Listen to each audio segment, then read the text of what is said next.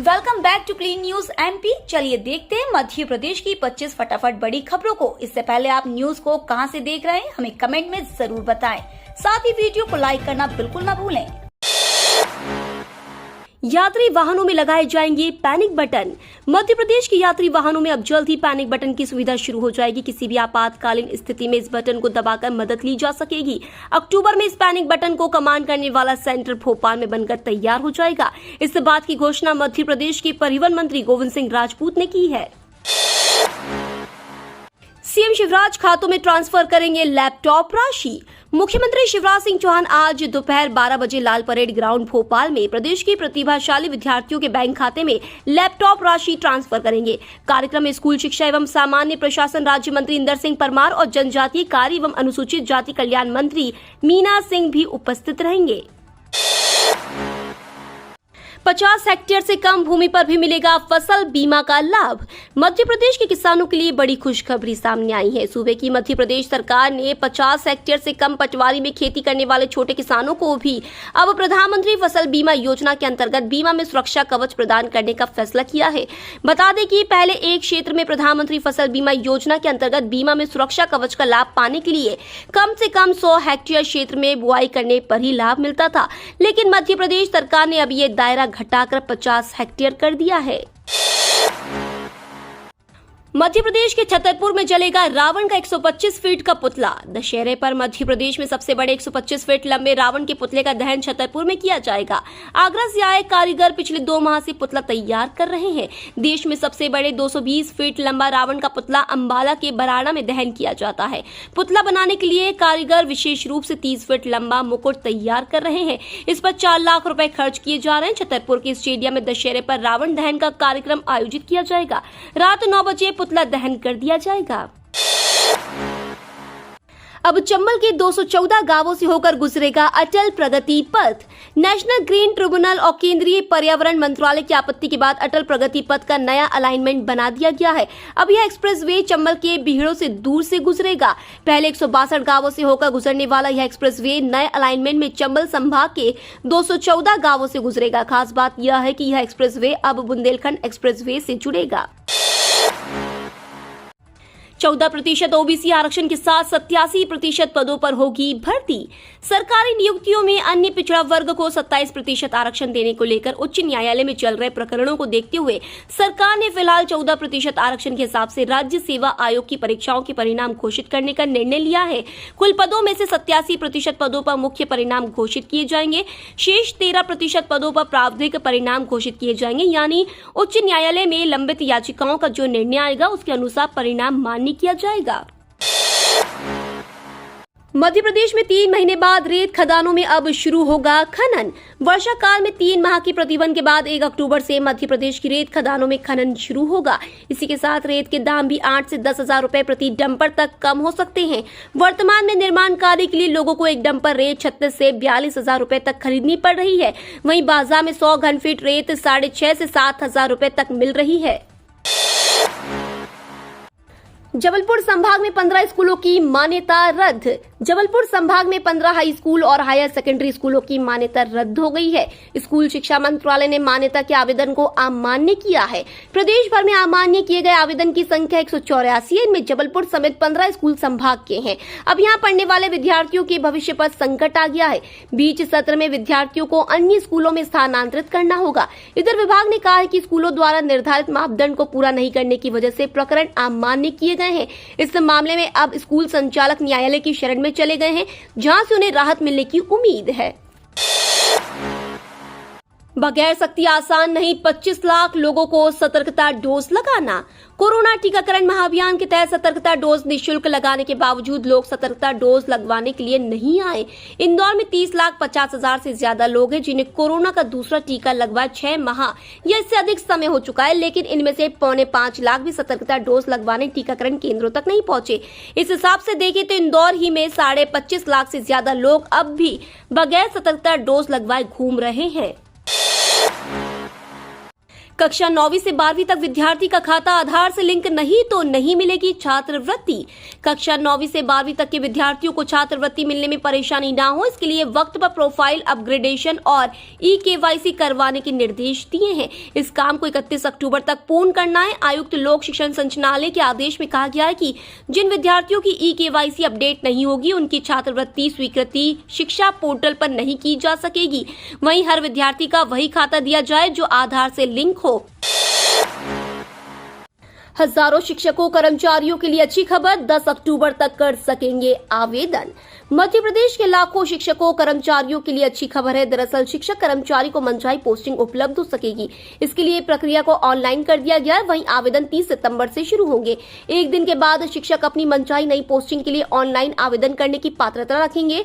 School शिक्षा विभाग द्वारा शिक्षक ट्रांसफर के लिए समय सारणी निर्धारित की गई थी। शिक्षक ट्रांसफर के लिए ऑनलाइन आवेदन आज से 10 अक्टूबर तक लिए जाएंगे। शिक्षकों के पास महज 10 दिन का समय होगा। कांग्रेस राष्ट्रीय अध्यक्ष पद की रेस दिलचस्प, दिग्विजय सिंह आज भरेंगे नामांकन।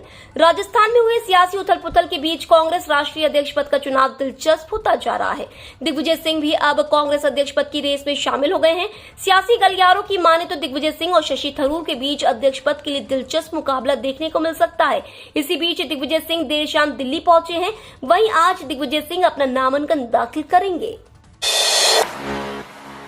अब तक 60,000 हितग्राहियों के मिले आवेदन। शहर में चल रहे मुख्यमंत्री जन सेवा अभियान के प्रथम चरण में किए जा रहे सर्वे कार्य की बुधवार को निगम आयुक्त प्रतिभा पाल ने सिटी बस कार्यालय में समीक्षा की।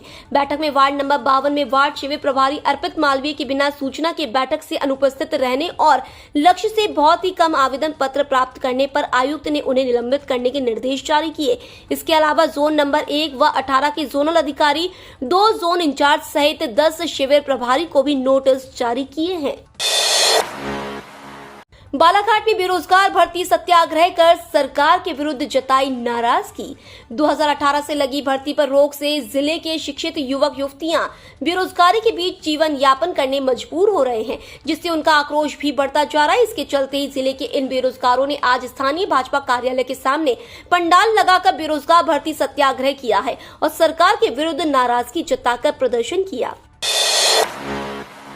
सांसद प्रज्ञा ठाकुर ने की गरबा में मुस्लिमों को प्रवेश न देने की मांग। दुर्गा उत्सव हिंदू धर्म का सबसे बड़ा त्योहार है। 9 दिन के नवरात्र नारी शक्ति का प्रतीक है।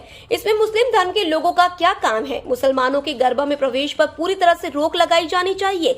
इतना ही नहीं, दुर्गा झांकी पंडाल के आसपास इनकी दुकानें और इनसे संबंधित सभी वस्तुओं पर प्रतिबंध लगाया जाना चाहिए।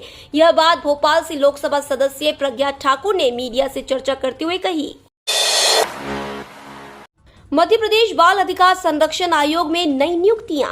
राज्य सरकार ने मध्य प्रदेश बाल अधिकार संरक्षण आयोग के सदस्य ब्रजेश चौहान रविंद्र मौर्य की सेवाएं समाप्त करते हुए नई नियुक्ति कर दी है। अब रविंद्र मौर्य आयोग के अध्यक्ष बनाए गए हैं। वे 3 साल या 65 साल की आयु तक इस पद पर रहेंगे। वहीं भोपाल की डॉक्टर निवेदिता शर्मा, सागर के ओमकार सिंह, ग्राम नाहर खोदरा, इंदौर की सोनम निनामा, हरदा के अनुराग पांडे, शहडोल की मेधा पवार और भोपाल की डॉक्टर निशा श्रीवास्तव को सदस्य नियुक्त किया है। महाकाल लोक लोकार्पण महोत्सव में प्रस्तुति देंगे कैलाश खेर। ज्योतिर्लिंग महाकालेश्वर मंदिर के नव विस्तारित क्षेत्र महाकाल लोक के 6 दिवसीय लोकार्पण महोत्सव में पद्मश्री गायक कैलाश खेर, सोनू निगम और पंडित सुखदेव चतुर्वेदी प्रस्तुति देने आएंगे। तीनों की प्रस्तुति अलग अलग दिन और स्थानों पर होगी। सम्राट विक्रमादित्य शोध पीठ और संस्कृति विभाग ने कार्यक्रम की रूपरेखा बनानी शुरू की है। राज्य सरकार का बड़ा फैसला, इस योजना में संशोधन, आयु सीमा बढ़ाई। मध्य प्रदेश के युवाओं के लिए खुशखबरी है। प्रदेश की राज्य सरकार ने युवाओं के हित में अहम फैसला लिया है। मंगलवार को हुई कैबिनेट बैठक में सीएम शिवराज सिंह चौहान ने मुख्यमंत्री उद्यम क्रांति योजना के संशोधन प्रस्ताव को मंजूरी दे दी है। इसके तहत योजना में लाभार्थियों की आयु सीमा में 5 वर्ष की बढ़ोतरी की गई है। वहीं न्यूनतम परियोजना सीमा 1 लाख से कम कर 50,000 रुपए किया गया है। नवरात्रि में बेटियों को मिलेगा बड़ा फायदा। पंजाब नेशनल बैंक आपकी बेटियों के लिए एक खास स्कीम लेकर आया है, जिसमें सरकार की ओर से आपकी बेटियों के लिए पैसा दिया जाएगा। पीएनबी ने ट्वीट करके इस स्कीम के बारे में बताया। इस सरकारी स्कीम का नाम सुकन्या समृद्धि योजना है, जिसके तहत आपकी बेटी को लाखों रुपए का फंड मिल जाता है। पीएनबी ने अपने ऑफिशियल ट्वीट में लिखा है कि इस नवरात्रि लीजिए एक कदम अपनी बेटी के सुरक्षित भविष्य की तरफ पीएनबी के संग। 10 साल से कम आयु वाली बालिकाओं के लिए न्यूनतम 250 रुपए से अधिकतम 1,05,000 तक वित्तीय वर्ष में जमा कर सकते हैं। आयकर लाभ में 80C के तहत छूट का फायदा मिलेगा, साथ ही सालाना आकर्षक दर से ब्याज मिलेगा। फौरन रूस छोड़ दे अमेरिकी नागरिक, जंग के बीच यूएस ने जारी किया सिक्योरिटी अलर्ट। रूस और यूक्रेन के बीच जारी जंग थमने का नाम नहीं ले रही है। दोनों देशों में से कोई भी पीछे हटने को तैयार नहीं है। इस बीच अमेरिका ने अपने नागरिकों से तुरंत रूस छोड़ने के लिए कहा है।